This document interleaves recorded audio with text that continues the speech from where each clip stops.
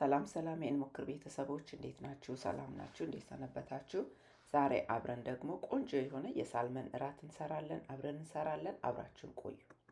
ይህንን እራት ለመስራት በዋናነት የሚያስፈልገን ሳልመን፣ ድንች፣ አስፓራገስ ከዛ ደግሞ ሲዝን የምናደርግባቸው ወይም የምንቀመምባቸው የተለያዩ ቅመሞች ናቸው። በመጀመሪያ የምናደርገው ሳልመኑን እንቀመምና ወደ ጎን እናስቀምጣለን። ያው እንደ ሁልጊዜውም ወይም ከዚህ በፊትም በሌላ ቪዲዮ እንደምናገረው ስጋ የሆኑ ነገሮች ቀደም ብለን ቀምመን ብናስቀምጣቸው ጥሩ የሆነ ጣዕም ስለሚኖረው ሳልመኑን በሁለቱም በኩል ገልብጠን ብላክን ሲዝኒንግ ነው የተጠቀምኩት። ያንን እንቀምምና ወደ ጎን እናስቀምጣለን ማለት ነው። ሳልመን ለማዘጋጀት ወይም ከብዙ ነገር ጋር ልንመገበው የምንችል አሳ አይነት ነው። በፕሮቲን ከፍ ያለ ይዘት አለው። ከዛ ደግሞ በኦሜጋ 3 ከፍ ያለ ይዘት አለው። ስለዚህ ብዙ ጊዜ ለመመገብም ጥሩ ነው ለእኛ ከጥቅሙ አንጻር። ከዛ ደግሞ ለማዘጋጀት በጣም ቀላል የሆነ አሳ ነው። ከሳልመኑ በመቀጠል በመጀመሪያ አስፓራገሱን እናጥበዋለን። ከዛ በኋላ ደግሞ እንጨት የሆነውን ከዳር ላይ ያለውን እንቆርጥና የተወሰነውን እንጥልለታለን። ከዛ በኋላ ውሃ ጥደን በድስት ውሃው ሲፈላ ትንሽ ጨው አድርገን አስፓራገሱን እንጨምርና ከ2 እስከ 4 ደቂቃ ብቻ የፈላው ውሃ ውስጥ አቆይተን እናወጣዋለን። አናበስለውም ወይም አንቀቅለውም። ውሃ ውስጥ የምንከተው መልኩን እንደጠበቀ ንጥረ ነገሮችን እንደጠበቀ እንዲበስልልን፣ በጣም እንዳናበስለው የሆነ ጥውልግልግ እንዳይል ብቻ ነው። ውሃ ውስጥ እንከትና ከውሃው ስናወጣ መልሰን የበረዶ ውሃ ውስጥ እንከታለን። ምክንያቱም የፈላው ውሃ ውስጥ ከተውነው መብሰሉ ስለሚቀጥል ቶሎ እንዲቀዘቅዝ ወዲያው የበረዶ ውሃ ውስጥ ነው የምንከተው ማለት ነው። ከአስፓራገሱ ቀጥሎ ደግሞ ድንቹን ያዘጋጀሁት። ድንቹን በደንብ አድርገን በውሃ እናጥባለን። በመጀመሪያ ቆሻሻ ያለውን እያወጣን በደንብ አድርገን ካጠብን በኋላ አንዱን ድንች 4 ቦታ ነው የቆረጥኩት። ያ ምንድን ነው ቶሎ እንዲበስልልኝ ማለት ነው። በተቻለ መጠን ድንቹን አነስ አድርጋችሁ ብትቆርጡት ይመረጣል። ካልሆነ ረጅም ጊዜ ለመብሰል ይፈጃል እና አነስ ባረጋችሁት ቁጥር ቶሎ ይበስልላችኋል ማለት ነው። እኔ አላጥኩትም፣ በደንብ ስላጠብኩት እንዲሁ ከነ ልጣጩ ነው የተውኩት። የምትፈልጉ ከሆነ እናንተ ቆዳውን ማንሳት ወይም መላጥ ትችላላችሁ፣ ግን ምንም ችግር የለውም። አጥበን እንደዚህ መጠቀም እንችላለን። ያው እኛ ብዙ ጊዜ ተልጦ ስለለመድን ነው መላጥ የምንፈልገው እንጂ እንዲሁም ድንች መብሰልም መበላትም ይችላል ማለት ነው።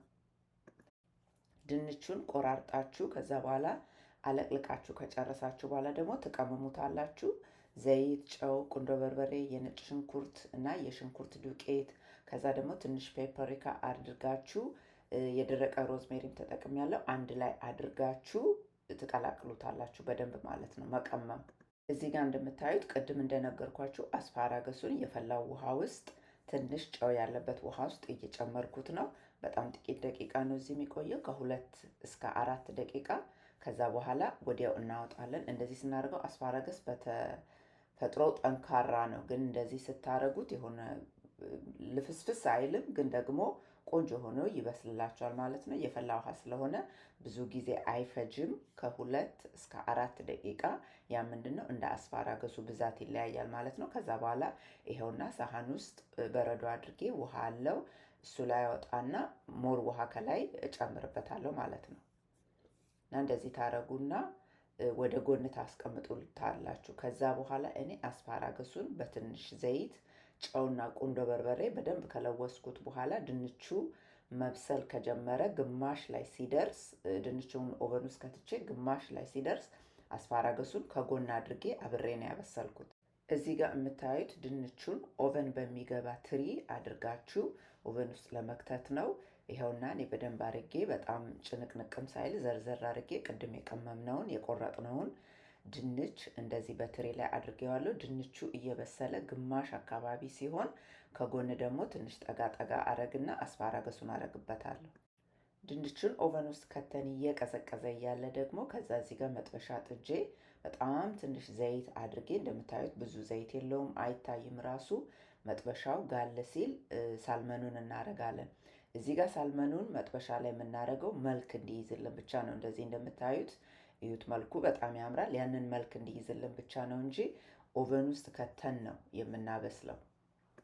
ይሄውና ይሄን የመሰለ በጣም የሚያምር በጣም ደግሞ ቆንጆና የሚጣፍጥ ራት አብረን ሰርተናል። እናንተም ትወዱታላችሁ፣ ሞክሩ። በጣም ቀላል የሆነ ነው፣ ግን ደግሞ በጣም ቆንጆ ምግብ ነው። ሳልመኑን እዩት፣ በሁለቱም በኩል መልኩ ያምራል። ውስጡ ደግሞ ልስልስ ያለ ነው፣ በጣም ድርቅ አላለም።